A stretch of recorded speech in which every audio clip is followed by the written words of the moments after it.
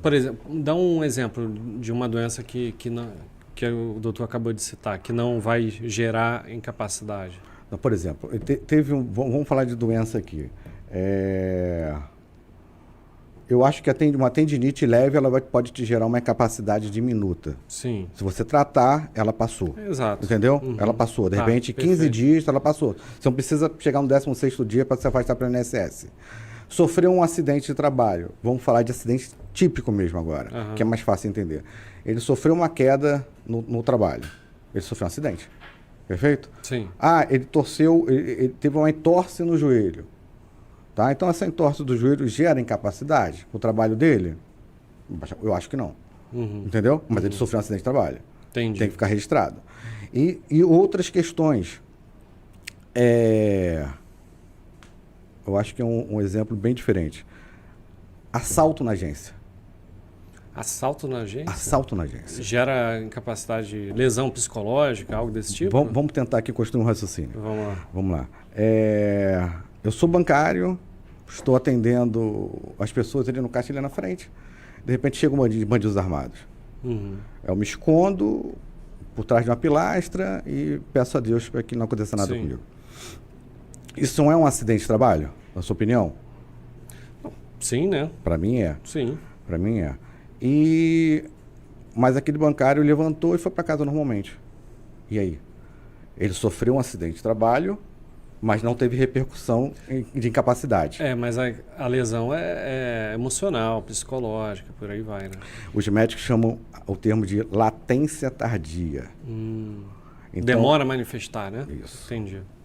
Isso, em relação a essa latência tardia, pode haver uma manifestação daqui a 2 a 5 anos. Entendi. Do trauma emocional. Estou entendendo. Então, por isso que ele deve exigir a comunicação de acidente de trabalho, porque isso é um acidente de trabalho. Entendi. Nós vamos discutir em outro momento sobre a questão dos assaltos e sequestro.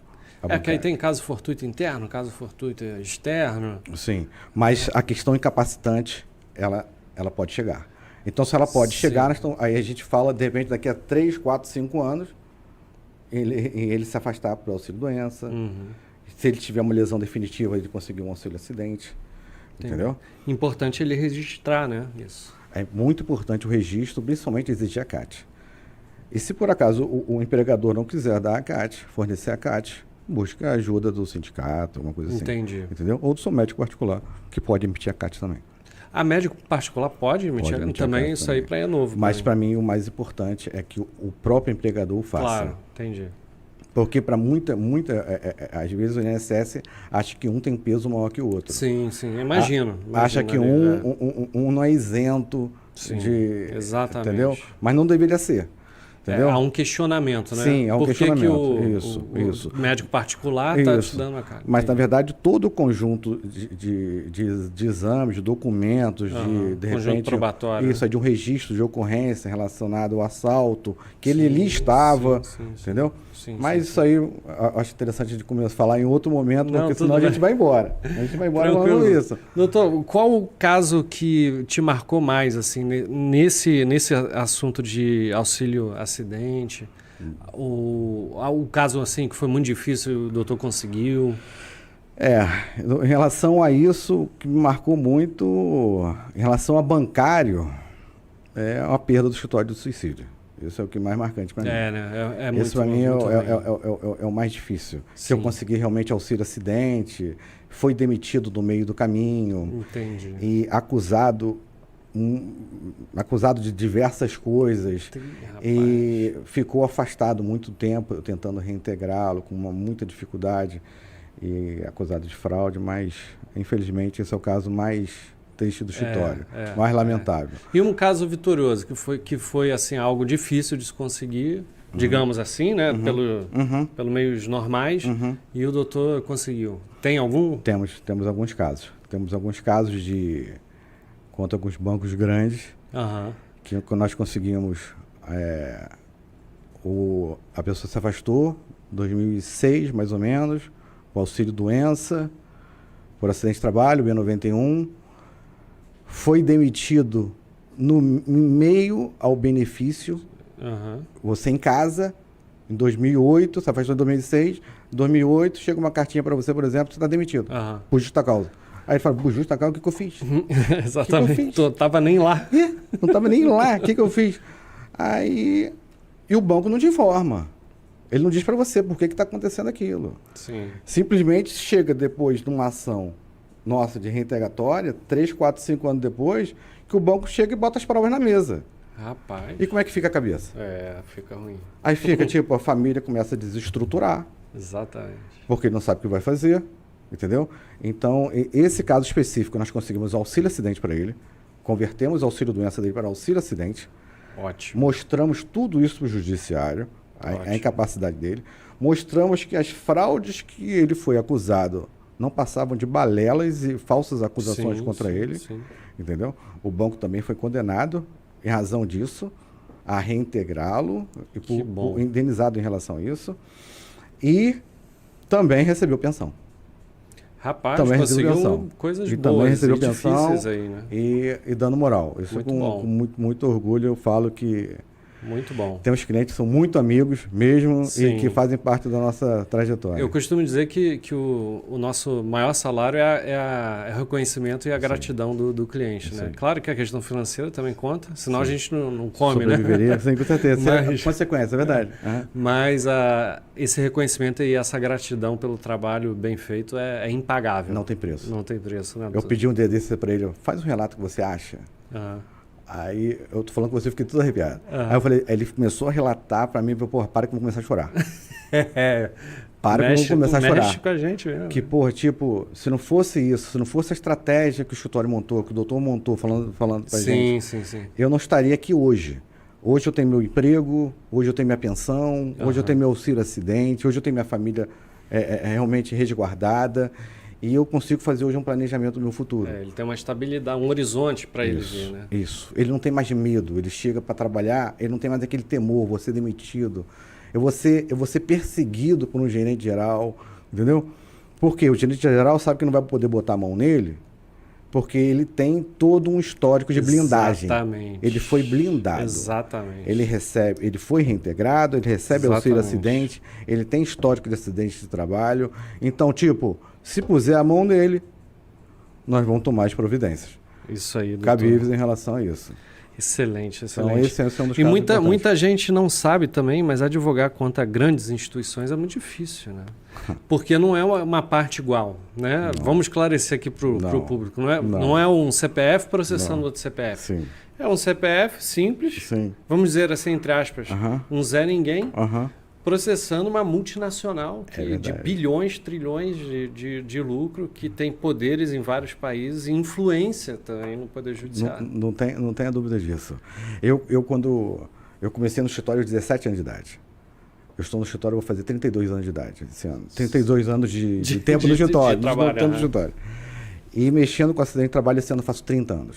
Comecei aos 19. Sempre foi essa área? Essa área também tem uma parte criminal da questão de mestrado, doutorado, envolve a área criminal minha.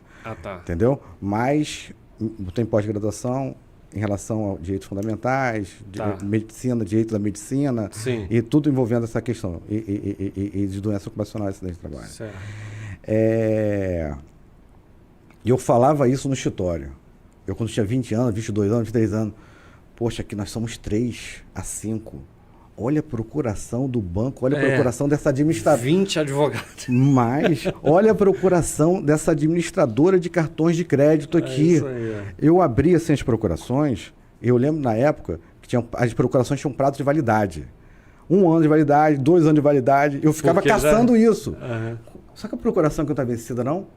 Está vencida, não? Eu ficava caçando isso. Aí eu falava no escritório, olha, nós somos só nós, aqui nós temos aqui 50, 100 advogados. Entendeu? Numa empresa que naquela época faturava 60, 80 bilhões por ano. Exatamente. Complicado, entendeu? Então é complicado. O poder financeiro tem todo o peso. Tem muito peso. E por isso que eu falo para alguns amigos meus, os bancários são meus amigos que frequentam o meu escritório, são meus clientes. Eu falo o seguinte, vocês precisam de união. Ou tem que ajudar um outro, porque você tem informação, mas o outro ali não tem a informação. Sim. E a informação muda a vida. Total. É a grande arma a informação. E a maioria não tem. E se esconde, então finge que não está vendo, vai ficando doente e vai trabalhando. Exatamente. Até não aguentar mais. Exatamente. Entendeu? Porque, tipo, você com uma lesão no ombro, antes de uma lesão no ombro, você consegue fazer, de repente, 10 flexões de braço. Agora, você cria a lesão no ombro, no manguito, aqui, quem mexe muito com o braço, estica muito o braço, ou prosupina, levanta, a tendência é que eu tenha uma lesão no ombro. Sim. Isso é certo. Se eu fizer isso constantemente, diversas vezes por dia, diversas vezes por ano, eu vou ter uma lesão no ombro, eu vou desgastar a cápsula, entendeu? Eu faço 10 flexões de braço com tranquilidade. Criou a lesão, você vai fazer 2, uma, se conseguir fazer. É a mesma coisa para você em relação a você conseguir bater uma meta. Não vai conseguir. Não vai conseguir. Não vai conseguir. O que exige de você não vai conseguir. Doente lá, você não vai conseguir. Não vai Já conseguir. é difícil estando saudável. Justamente. Né? Aí você é posto de escanteio. Você não presta. E aí já não é promovido, já não é chamado para cargos melhores e por aí vai. A gente rebaixa você. Pelo contrário, né? Rebaixa você, coloca você para fazer trabalho de estagiário, de repente. Isso. Aí você para pensar, eu tenho uma identidade profissional. Eu me capacitei para isso. Sim, eu estudei para isso. Eu estudei para isso. A minha cultura, todo o meu universo social gira em torno da minha função, do meu cargo. Sem identidade profissional, de todos nós temos. Todos nós temos.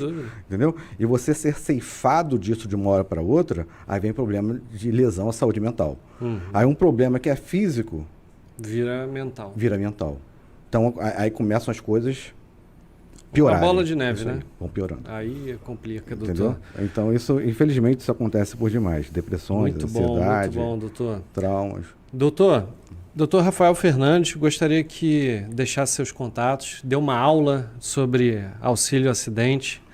Se você, bancário, pode passar o link desse podcast para os seus colegas. Procure o doutor Rafael Fernandes, que é um grande especialista nessa área. E como é que a gente faz para te encontrar? Vamos lá. Obrigado, Paulo. Vamos lá. Para encontrar, Instagram, rafaelfernandes.advogado. Tá. Site, Rafael Fernandes Advogado, no singular, advogado.com.br. Tá? Telefone do escritório? Telefone, pode ser do escritório, código 21 2622 3060.